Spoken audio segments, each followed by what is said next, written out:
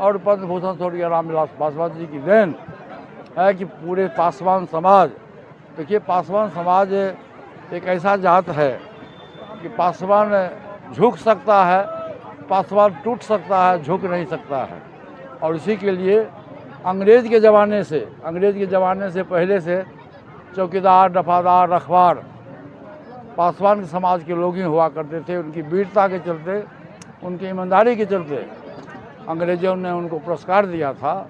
और आज ये जो वर्तमान सरकार है, ये दलित विरोधी सरकार है। और से चौकीदार, दफादार और अखबार को ये आदरणीय नीतीश कुमार जी की सरकार जो है उसको चौकीदार के पद से वंचित कर दिया और आज उसको सार्वजनिक रूप से उसकी वैकेंसी निकाल दी।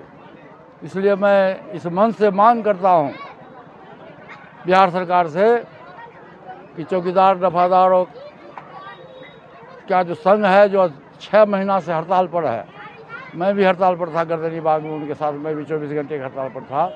मैं मांग करता हूं कि आप चौकीदार, दफादार संघ को फिर से पुनः उनको नौकरी में बहाल करिए और पासवान जाति को जो होना चाहिए आरक्षण दीजिए। दूसरा हमारा है उसी दलित समाज में पासी समाज है।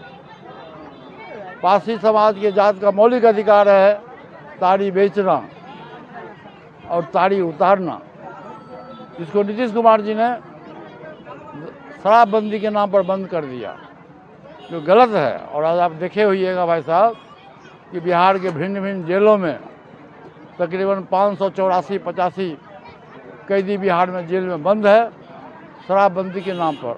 और सब के सब दलित समाज के लोग हैं, पिछड़ी जाति के लोग हैं, गरीब तबका के लोग हैं और उसके पास में इतना पैसा नहीं है कि वो बेल करा सके।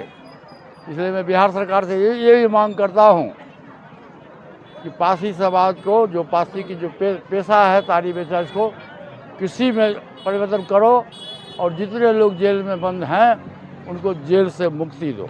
एनडीए से अलग होने के बाद अगला रणनीति क्या होगा सर? देखिए, मैं कल घोषणा किया हूं बाबा साहब भीमराव अम्बेडकर के जयंती के समारोह पर, वो सबसे अच्छा दिन था। बाबा साहब भीमराव अम्बेडकर जी हम लोग के लिए, दलित समाज के लिए देवता स्वरूप थे। आज वो नहीं रहते तो हम लोग इस चेयर पर नहीं बैठते। तो सबसे पहले तो उनका अपमान हुआ पार्लियामेंट में, भारत सरकार के गृह मंत्री जी के द्वारा पार्लियामेंट में बाबा साहब भीमराव का अपमान हुआ, जिसे पूरा दलित समाज पूरे देश में अपने आप को अपमानित समझता है। और ये वोट की राजनीति के चलते पूरे देश में, चाहे भाजपा हो या जदयू हो, कोई भी लोग जो बनाता है बाबा साहब का जयंती समारोह, उसको अधिकार नहीं है, नैतिक अधिकार नहीं है। और हमारी पार्टी 2014 से लेकर हम लोग एनडीए गठबंधन में थे, बिना किसी कारण का, चूँकि दलित की पार्टी हमारी है इसलिए बिना किसी कारण का लोकसभा में चुनाव से वंचित किया गया। और फिर भी मैंने राष्ट्र हित में, देश हित में, व्यक्तिगत हित को माइनस किया और मैंने एनडीए गठबंधन को बहुमत दिलाने में मैं काम किया। यहाँ तक कि माननीय प्रधानमंत्री जी का जो संसदीय क्षेत्र था बनारस, वहाँ मैं गया, वहाँ मुझको निमंत्रण मिला, मैं उनके नामांकन में गया, मैं नामांकन में गया।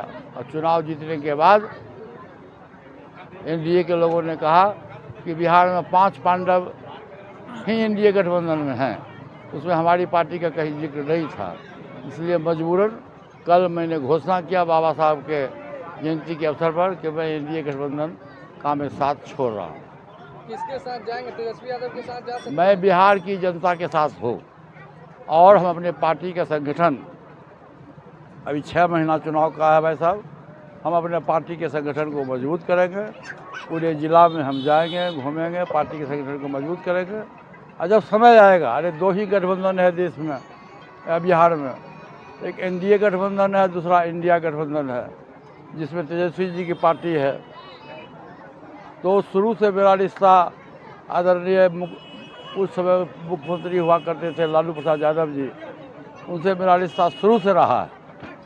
और उनके मुख्यमंत्री काल में भी मुझको मंत्री बनने का मौका मिला। मैं 8 वर्ष तक उनके मंत्रिमंडल में मैं कैबिनेट मिनिस्टर रहा, इसलिए मेरा रिश्ता उनसे शुरू से है।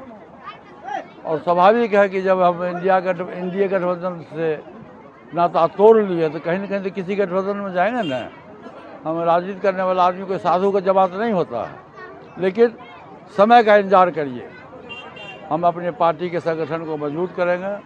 हम पार्लियामेंट्री बोर्ड की बैठक बुला करके, कार्य समिति की बैठक बुलाकर, उसमें जो पार्टी की राय होगी, जो बहुमत की राय होगी, उसके आधार पर हम किस गठबंधन में जाएंगे, हम आपकी जुलाई के अंत में आपको हम बताएंगे। एनडीए में सीट बंटवारे को लेकर खटपट अभी से ही दिखना शुरू हो गया। जितन राम मांझी ने 30 सीटों की मांग कर दी।